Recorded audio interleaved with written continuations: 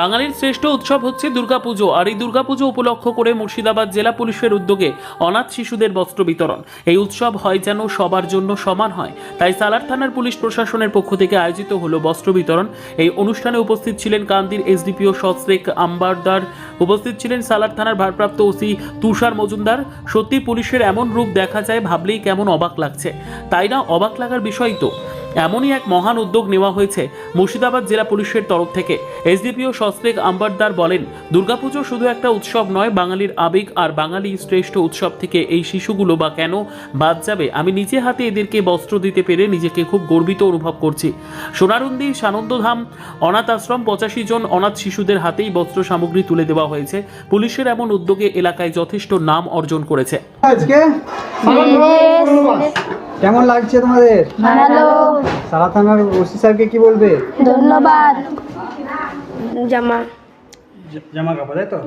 পুজোর আগে জামা কাপড় পেয়ে কেমন লাগছে? ভালো। কি বলতে চাও সারা থানা পুলিশ প্রশাসনকে?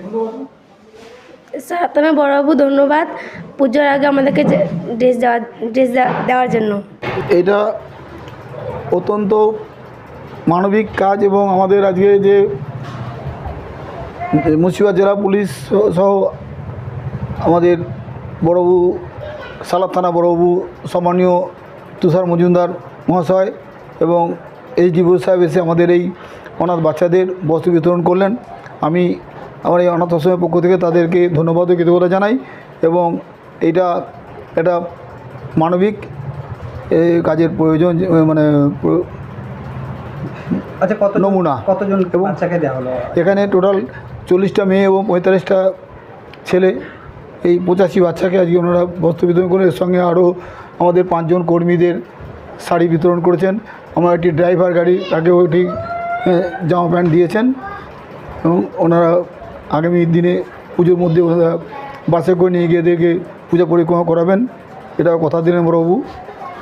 আমি ওনাদের কাছে পুনঃ ধন্যবাদ ও কৃতজ্ঞতা জ্ঞাপন করছি।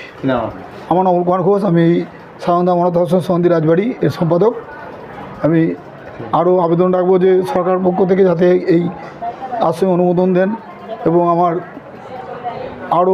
আরও অনেক মানুষ যাতে এগিয়ে আসে এই আশ্রমের জন্য, তার জন্য আমি আবেদন রাখছি।